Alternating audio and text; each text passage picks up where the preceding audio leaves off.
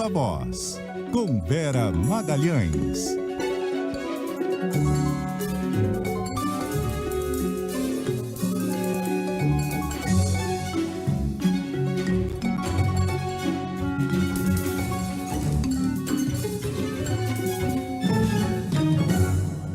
Oi, Vera, boa noite, tudo bem? Oi, Carol, boa noite. Boa noite a todo mundo que nos ouve e nos assiste. Oi, Vera, boa noite. Oi, Muniz, boa noite para você também. Vera, começar falando aí do assunto do dia que está repercutindo, essa fala do presidente Lula, dizendo que não necessariamente o Brasil precisa ter déficit zero no ano que vem. Era uma meta que vinha sendo defendida aí com unhas e dentes pelo ministro Fernando Haddad. Com que objetivo o Lula dá uma declaração dessa aí já perto do fim do ano? Pois é, fica difícil entender, né? Na verdade é porque ele não quer ser pressionado desde este ano ainda a cortar principalmente os investimentos, que são uma grande obsessão dele, os investimentos em infraestrutura, as obras. Ele quer fazer desse um governo que entrega muitas obras. E a meta de déficit fiscal zero, de fato, é muito difícil de ser cumprida, todo mundo já admitiu isso. A Simone Tebet também já admitiu, mas o Haddad não quer dar o braço a torcer. Ele não quer dar o braço a torcer porque ele sabe que se ele fizer isso, se ele jogar a toalha, a pressão para elevar gastos vai ser enorme, Carol. Vai vir de todos os lados, de todos os ministérios, do Congresso e do próprio Lula. Então ele tem de manter o discurso de que vai zerar o déficit, mesmo sabendo que existe na própria meta fiscal uma banda, né? Então você pode zerar ou fazer 0,25 de déficit ou 0,25 de superávit, e ainda assim isso vai ser considerado que você cumpriu a meta fiscal. Nesse 0,25 você tem alguns milhões para lá e para cá. E o Lula está jogando com isso para dizer que 0,25 de déficit é bastante razoável, é aceitável e que, portanto, não precisa virar uma obsessão o déficit zero. Só que aí, quando o presidente da República dá uma declaração dessa, ele abre muitas portas aí.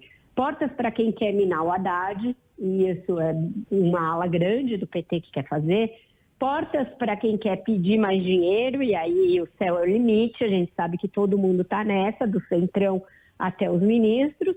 E também cria um pânico no mercado, né? O mercado já é suscetível a crises de pânico, e quando ele fala isso, a sinalização e a forma como eles leem era: liberou geral o gasto, vai implodir a meta fiscal. E aí o resultado foi bolsa em queda, dólar em alta, aquelas reações bem primárias que a gente sabe que o mercado tem diante de declarações de tom ambíguo. Então, uma fala que não era necessária, não nesse momento, antes da votação do orçamento ainda, enquanto o Senado ainda está votando os projetos do Haddad. Então, uma fala que não ajuda nesse momento em que o ministro ainda precisa estar muito cacifado para aprovar matérias que aumentam a arrecadação e que nem assim a gente sabe se ele vai conseguir cumprir essa meta.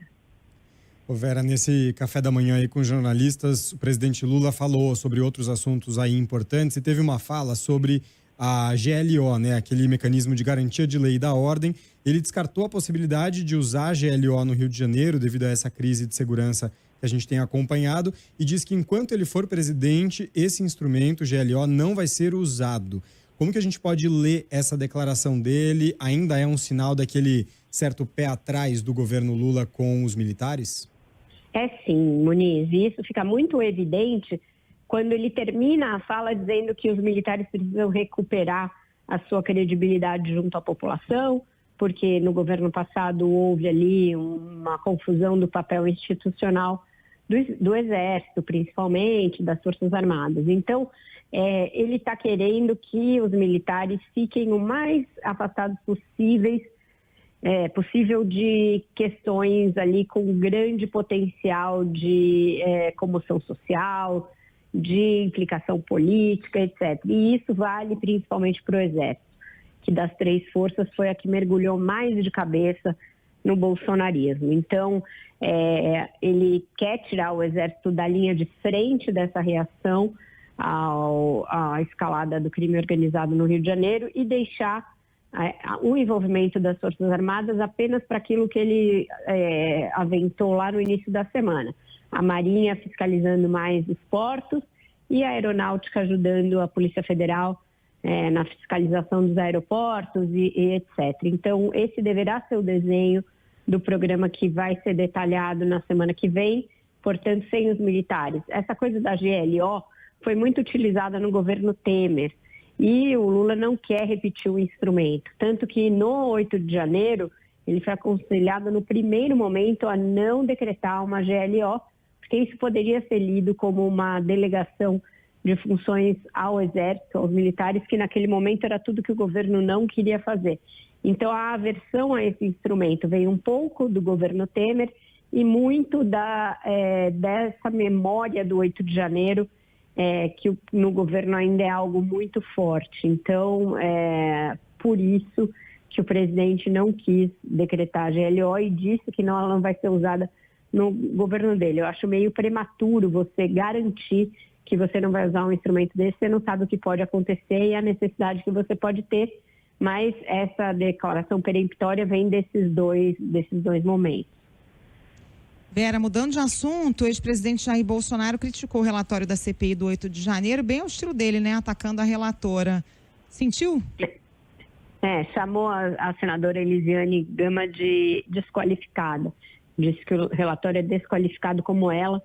Como sempre, os adjetivos e a brutalidade ele destina às mulheres, né? É uma característica bastante conhecida do Bolsonaro, desde antes da presidência, se manteve na presidência e permanece também agora que ele deixou de ser presidente, mesmo estando inelegível. Sentiu, mas eu acho que menos o relatório importa a ele e explica esse nervosismo, e mais uma preocupação com o que pode vir na delação do tenente-coronel Mauro Cid. Carol, eu acho que esse é o ponto de maior preocupação, de maior tensão no bolsonarismo hoje, porque ele ainda segue dando depoimentos, detalhando a sua delação e, ao que consta, ele não está poupando o Bolsonaro de nenhum dos episódios em que ele está implicado.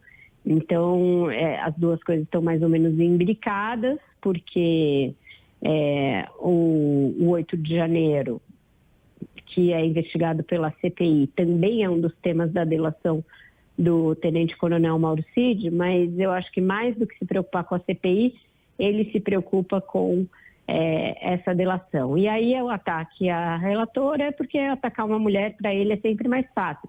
Quero ver se ele chama o tenente-coronel Mauro Cid de desqualificado. Cadê a coragem, né, nessa hora? De dizer que ele é um desqualificado que está inventando tudo contra ele. Não diz, né? Nessa hora não diz, é só contra a mulher que vem toda essa valentia. Pois é. Vera, vamos aproveitar, a gente está apertado aqui com o tempo, mas dá para falar sobre os dados revelados hoje pelo censo, que acaba trazendo um perfil aí da população, né? E joga a luz para a importância de políticas públicas que sejam voltadas para as reais necessidades da população brasileira, né? E a gente está longe de ter políticas públicas pensadas para a população mais velha e também para as mulheres, Muniz. A gente teve este ano um projeto positivo, que foi o da equiparação salarial de homens e mulheres, que vai nessa linha, mas em relação aos mais velhos, nem as políticas de saúde e nem mesmo a discussão toda sobre habitação e sobre acesso a outras políticas de financiamento, por exemplo, de crédito, levam em conta que as pessoas vão viver mais tempo, que, portanto, precisa ter um foco nessa população que vai envelhecer e vai viver mais. Eu acho que isso deveria ser uma área dentro do Ministério da Saúde ou dentro do Ministério do Desenvolvimento Social, a pensar nessa população mais velha e que, em grande parte, vai ser uma população mais velha e desassistida, com a necessidade, inclusive, de se pensar numa reforma da Previdência de novo mais à frente. Acho que nada disso está no parâmetro, ali no radar do governo. Vamos com a música, Vera? Vamos, eu estou aqui em Fortaleza para participar de um evento, vim na Expo Favela, a convite da CUFA, e aí aproveito para mostrar um single novo de um dos grandes intérpretes, compositores aqui da terra, que é o Fagner, fez uma versão bem bonita de Romaria, então é com ela que a gente termina. Bom fim de semana para todos. Vamos lá.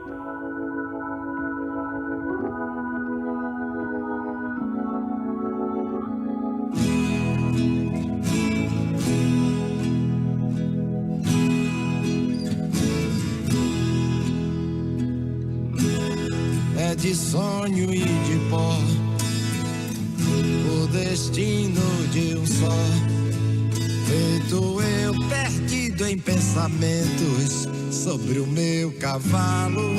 Ai, que boa lembrança, Fagner. Vou fazer uma denúncia, já que o IBGE mostra que somos tendência, a população envelhecendo. Fui outro dia no karaokê com os jovens aqui da CBN, cantei Deslizes. O povo não sabia cantar? Você acredita, Vera? Ixi, Maria. Depois cai da cadeira, né? E reclama, né, esse pessoal? Indignada. Bom, aproveita aí o fim de semana, Vera. Um beijo pra você. Tchau, tchau. Beijo, Vera. Bom final de semana.